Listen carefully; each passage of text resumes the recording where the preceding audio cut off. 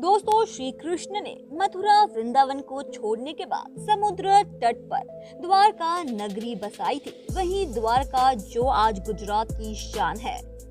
कई खोजों के दौरान समुद्र में एक नगर डूबा होने की बात सामने आती है। दरअसल समुद्र में समाई ये नगरी द्वापर युग में कान्हा द्वारा बसाई गई द्वारका ही है, जो कौरवों की माता गांधारी और ऋषियों द्वारा दिए गए शाप के कारण तहस नहस हो गई। अब आपके मन में सवाल उठेगा कि भगवान की बसाई नगरी को भला ऋषि क्यों शाप देने लगेंगे।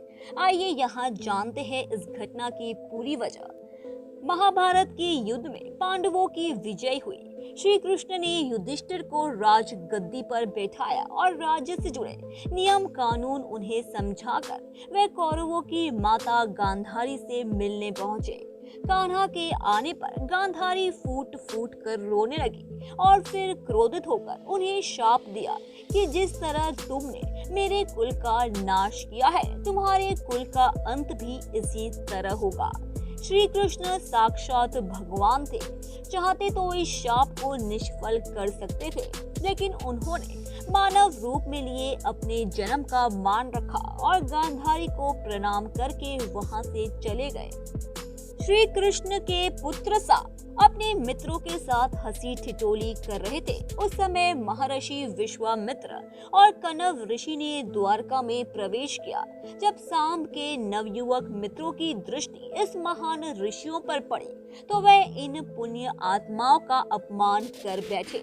इन युवकों ने सांब को एक महिला के वेश में तैयार किया और महर्षि विश्वामित्र तथा कनव ऋषि के सामने पहुंचकर उनसे बोले, ये स्त्री गर्भवती है, आप देखकर बताइए कि इसके गर्भ में क्या उत्पन्न होगा। दोनों ही ऋषि युवकों के इस परिहास से अत्यंत क्रोधित हुए और उन्होंने कहा कि इसके गर्भ से एक मूसल उत्पन्न होगा, जिससे तुम जैसे दुष्ट, असभ्य और क्रूर लोग अपने समस्त कुल का नाश कर लेंगे।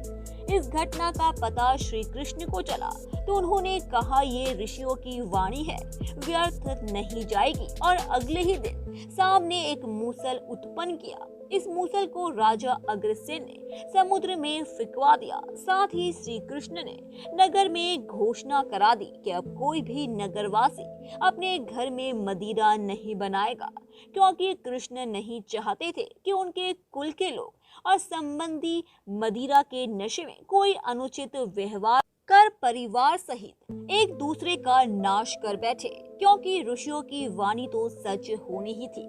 धार्मिक पुस्तकों के आधार पर महाभारत युद्ध के 36वें वर्ष में द्वारका नगरी में बहुत अपशकुन होने लगे थे। कान्हा ने सभी रघुवंशी पुरुषों को तीर्थ पर जाने के लिए कहा। इस पर सभी लोग द्वारका नगरी से तीर्थ के लिए निकल गए। प्रभास क्षेत्र में आने पर विश्राम के दौरान किसी बात पर ये लोग आपस में भिड़ गए। ये बहसबाजी झगड़े में बदली और झगड़ा मारकाट में बदल गया। इस दौरान ऋषियों का शाप इस रूप में फलीभूत हुआ कि सांब ने जिस मूसल को उत्पन्न किया था, उसके प्रभाव से प्रभास क्षेत्र में खड़ी एरका घास को लड़ाई के दौरान जो भी उखाड़ता, वो एरका घास मूसल में परिवर्तित हो जाती। ऐसा मूसल जिसका एक प्रहार ही व्यक्ति के प्राण लेने के लिए पर्याप्त था। इस लड़ाई में श्री कृष्ण के पुत्र प्रद्युम्न भी मारे गए। सूचना मिलते ही कान्हा प्रभास क्षेत्र पहुंचे। अपने पुत्र और प्रियजनों को मृत देखकर श्री कृष्ण ने क्रोध में वहां खड़ी एरका घास उखाड़ ली और हाथ में आते ही उस घास ने मूसल का रूप ले लिया। लड़ाई में जो लोग बचे रह गए थे, जिन्होंने अपने प्रियजनों को मारा था, श्री कृष्ण ने एक एक वार से उन सभी का वध कर दिया। अंत में सिर्फ श्री कृष्ण, उनके सारथी दारुक और बलराम बचे। इस पर श्री कृष्ण ने दारुक से कहा कि हस्तिनापुर जाकर अर्जुन को यहाँ ले आओ। फिर बलराम को वहीं रुकने को कहा और स्वयं अपने पिता को इस संहार के बारे में सूचित करने द्वारका चले गए। कान्हा ने वासुदेव जी को इस नरसंहार के बारे में बताया और कहा कि जल्द यहाँ अर्जुन आएंगे। आप नगर की स्त्रियों और बच्चों को लेकर अर्जुन के साथ हस्तिनापुर चले जाइएगा। जब श्री कृष्ण वापस प्रभास क्षेत्र पहुंचे तब बलराम जी धनावस्था में बैठे थे।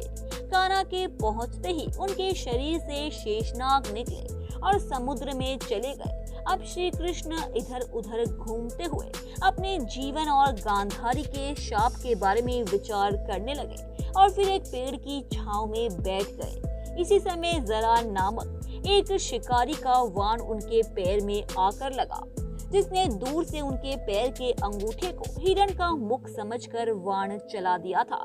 जब वह शिकारी शिकार उठाने पहुंचा तो श्री कृष्ण को देखकर क्षमा मांगने लगा। कान्हा ने उसे अभय दान देकर देह त्याग दी। अर्जुन ने द्वारका पहुंचकर वासुदेव जी से कहा कि वह नगर में शेष बचे सभी लोगों को हस्तिनापुर चलने की तैयारी का आदेश दे। फिर अर्जुन ने प्रभास क्षेत्र जाकर सभी रघुवंशियों का अंतिम संस्कार किया। अगले दिन वासुदेव जी ने प्राण त्याग दिए। उस पर उनका अंतिम संस्कार कर अर्जुन सभी महिलाओं और बच्चों को लेकर द्वारका से निकल गए। जैसे ही उन लोगों ने नगर छोड़ा, द्वारका का राजमहल और नगरी समुद्र में समा गई और आजकल उसी नगरी के पिलर और अवशेषों के बारे में समुद्र से जुड़ी अलग अलग रिसर्च के दौरान जानकारी मिलती रहती है। कई बार तो वैज्ञानिकों ने समुद्र के अंदर जाकर भी इसकी खोज की। जांच में द्वारका नगरी अस्थायी गत पाई गई, जिसके फोटोज भी उन्होंने काफी मात्रा में लिए, जो कि आजकल सोशल मीडिया पर पूरी तरह से पाए जाते हैं। फोटो को देखकर वैज्ञानिकों ने द्वारका नगरी के जीवन यापन को भी अच्छी तरह से लोगों तक पहुंचाने के लिए काफी रिसर्च कर मेहनत की है। धन्यवाद दोस्तों, उम्मीद है कि आपको हमारे द्वारा बताई गई जानकारी काफी पसंद आई होगी। इसीलिए ऐसे ही रोचक तथ्यों और रहस्यों को जानते रहने के लिए हमारे चैनल को सब्सक्राइब करें। अपनी प्रतिक्रिया कमेंट बॉक्स में दें, उसे लाइक करें और अपने दोस्तों रिश्तेदारों को भी इस जानकारी से रूबरू कराने के लिए हमारे इस चैनल को ज्यादा से ज्यादा शेयर करें। धन्यवाद।